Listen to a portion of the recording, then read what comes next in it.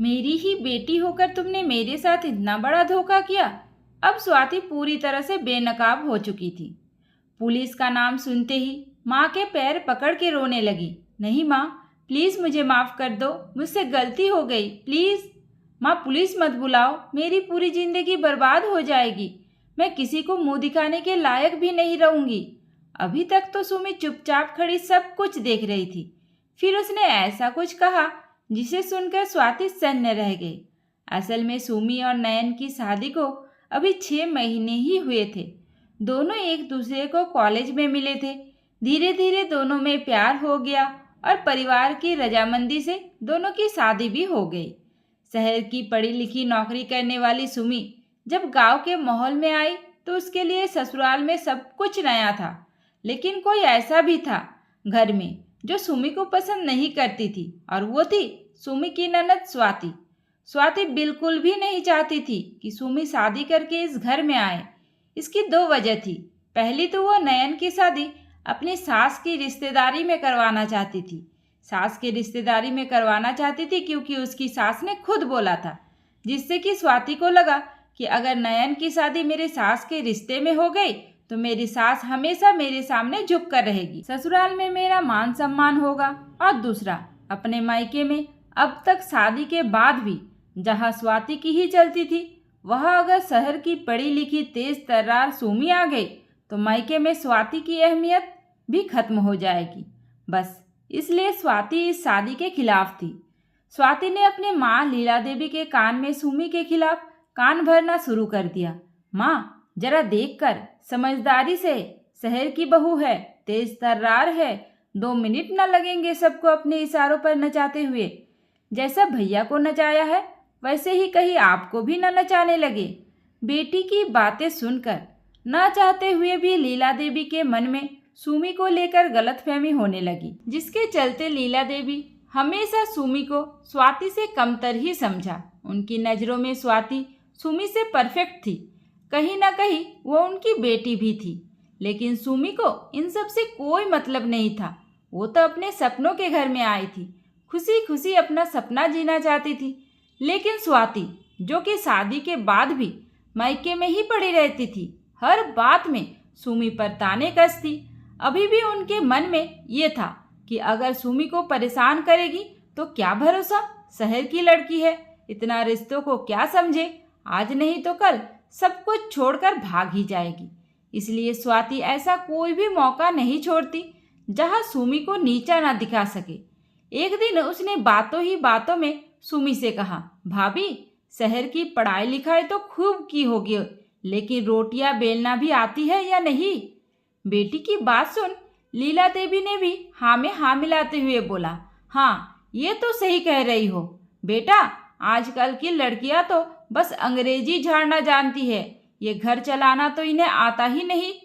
सास ननद की तीखी बातें सुनकर सुमी मुस्कुरा कर रह जाती, क्योंकि उसे पता था कि शायद स्वाति दीदी उसे पसंद नहीं करती। जब सुमी स्वाति की किसी भी बात का जवाब नहीं देती तो ये भी स्वाति के बर्दाश्त के बाहर होता था। उसे अपनी बेइज्जती महसूस हो रही थी। इसलिए उसने सुमी को इस घर से बाहर निकालने के लिए कुछ अलग ही चाल चलने की सोची, और अपने इस चाल में उसने अपनी माँ तक को शामिल नहीं किया। और बड़ी ही चालाकी से स्वाति धीरे धीरे करके अपनी माँ की अलमारियों से गहने, रुपए और कीमती चीज़ें गायब करने लगी। वो जानती थी कि अगर कुछ भी होगा तो शक सीधा घर की नई नवेली बहू पर ही जाएगा, क्योंकि अभी इस घर में नई नई वही आई है। एक दिन अचानक ही लीला देवी ने अपनी पुरानी अलमारी खोलते हुए जोर की चीख मारी, अरे, मेरी सोने की चेन कहाँ गई? लीला जी की आवाज़ सुन स्वाति भागते हुए उनके कमरे में आई। पीछे पीछे सुमी भी भागी, ये सोचकर कि आखिर ये आवाज़ कैसी है। स्वाति को देखते ही लीला जी ने कहा, स्वाति, मेरी सोने की चेन देखी तुमने? यही तो रखा था मैंने, मिल नहीं रही है। बस इतना सुनते ही स्वाति मन ही मन मुस्कुराते हुए और आंखें नचाते हुए बोली, माँ, आज तक तो इस घर में ऐसा कुछ भी नहीं हुआ। सोने चांदी सब कुछ ऐसे ही रखे रहते थे। फिर अब माँ, हमें छोड़ किसी और को भी इस घर में नया लाया गया है। समझ तो जाइए, इधर सुमी को कुछ भी समझ में नहीं आ रहा था। वो बस हैरानी से दोनों ही माँ बेटी को देखे जा रही थी कि तभी बेटी की बात सुन लीला जी ने गुस्से में सुमी की ओर देखते हुए बोली, तूने चुराया है क्या मेरी चेन? सास के मुंह से अपने लिए चोर शब्द सुन पहले तो सुमी हड़बड़ा गई, फिर उसने आंखों में आंसू आ गए। रूठे हुए गले में उसने कहा, नहीं माँ जी, मैंने कुछ नहीं लिया, मुझे तो इसके बारे में कुछ पता भी नहीं है।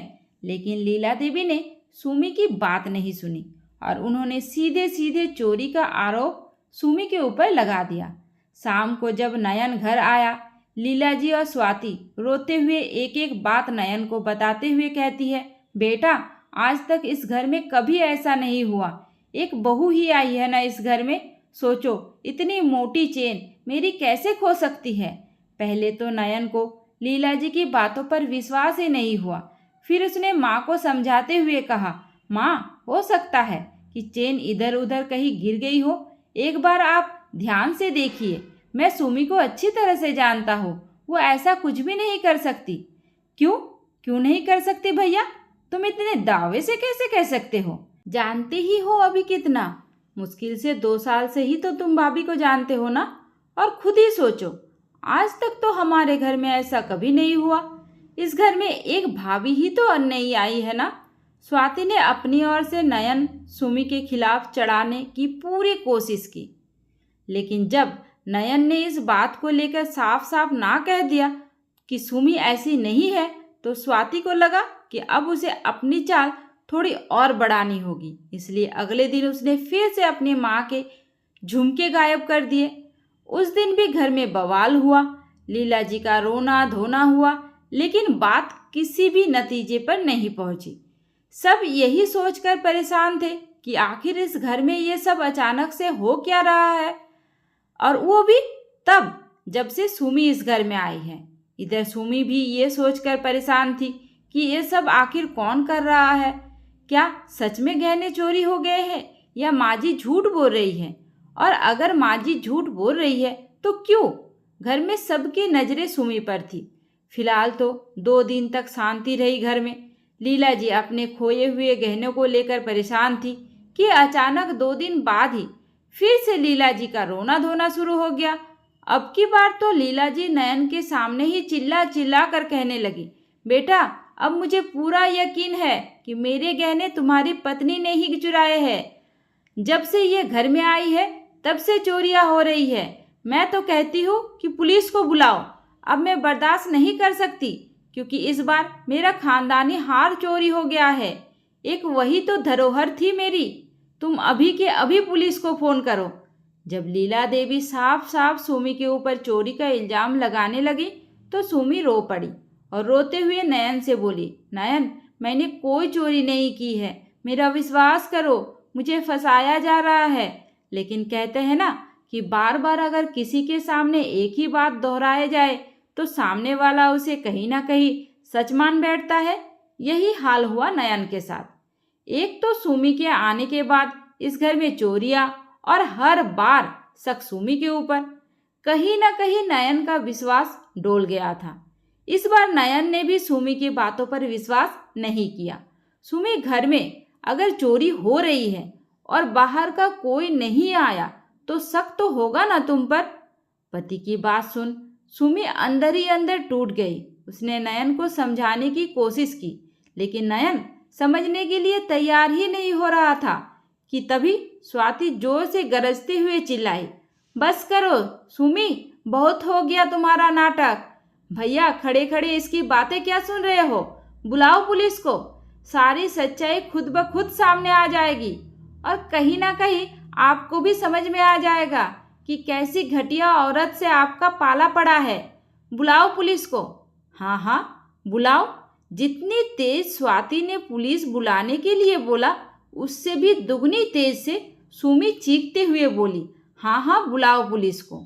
आखिर सबको भी तो पता चले कि असली चोर कौन है और कौन घटिया है। मतलब?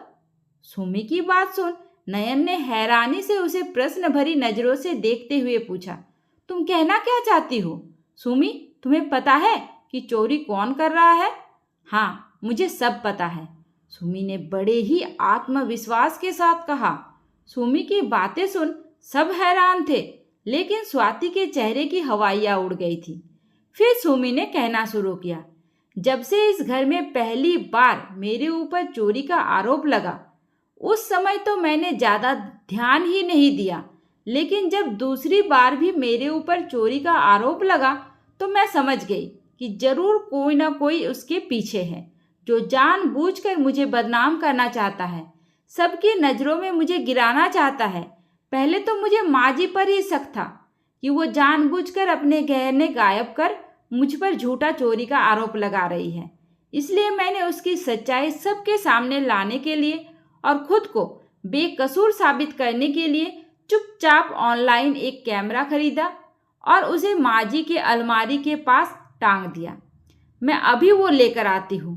कहते हुए सुमी अलमारी से वो कैमरा लेकर आई और माँ जी से बोली, माँ जी आप मुझ पर चोरी का इल्ज़ाम लगा रही थी ना, लेकिन आज मैं आपको कुछ दिखाना चाहती हूँ।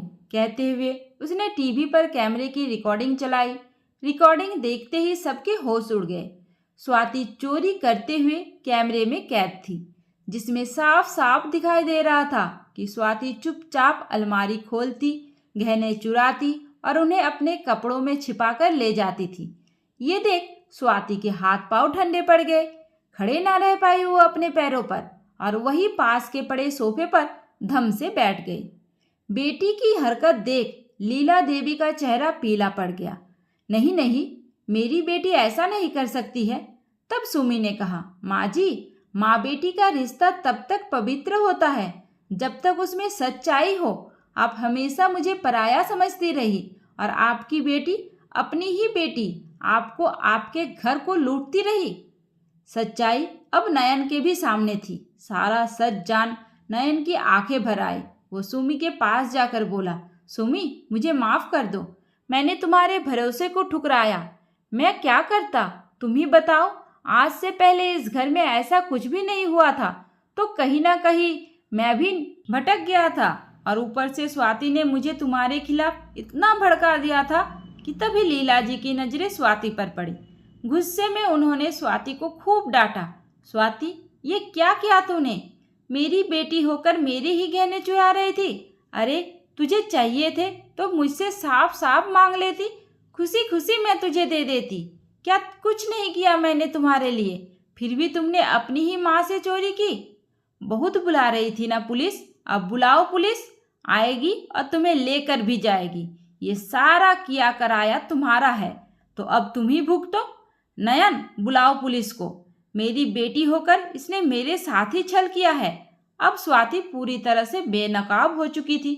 पुलिस का नाम सुनते ही वो माँ के पैर पकड़ रोने लगी। नहीं माँ, प्लीज़ मुझे माफ़ कर दो।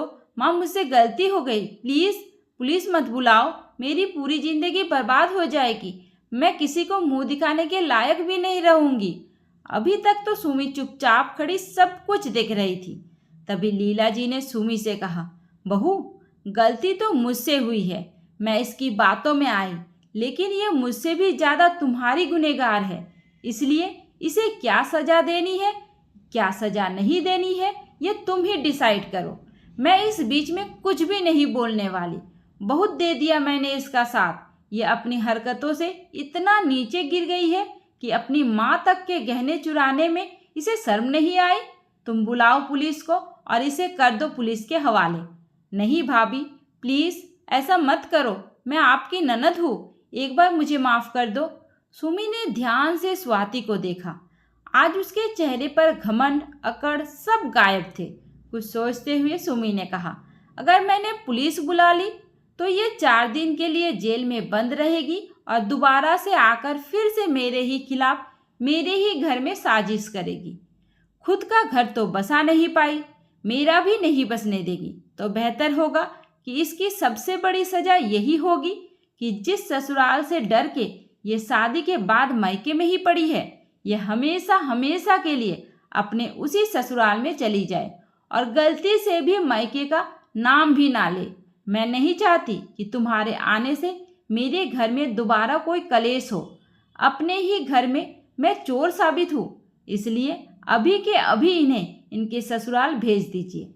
जहाँ से जिंदगी भर इन्हें बेल ना मिल सके। कहते हुए सुमी चुपचाप अपने कमरे में चली गई। सुमी की ऐसी अनोखी सजा सुन सभी हैरान थे, खास करके स्वाति। कहा वो इस घर में हमेशा राज करने की सोच रही थी, कहा इस घर में सुमी को बाहर निकालने की सोच रही थी, और कहा हमेशा हमेशा के लिए इस घर से उसकी विदाई हो गई। स्वाति को हमेशा के लिए उसके ससुराल भेज दिया गया, जहां पलटकर कभी भी किसी ने उसकी खोज खबर नहीं ली। खुद लीला देवी ने भी बेटी की हरकत से इतने गुस्से में थी कि वो भूल बैठी थी कि उनकी कोई अपनी बेटी भी है। दोस्तों, ये कहानी पूरी तरह से काल्पनिक है, कृपया इसे वास्तविकता से ना जोड़ें। ये कहानी आप लोगों को कैसी लगी मुझे कमेंट करके ज़रूर बताइए, और ऐसी कहानी और सुनने के लिए स्क्रीन पर दिए गए वीडियो को टच करें। उम्मीद करती हूँ आपको हमारी कहानी पसंद आई होगी। कहानी पसंद आई है तो वीडियो को लाइक करें, चैनल पर नए हैं तो चैनल को सब्सक्राइब करें, और हाँ, नोटिफिकेशन बेल को ज़रूर दबाइए ताकि अगली अपडेट सबसे पहले आपको मिले। धन्यवाद।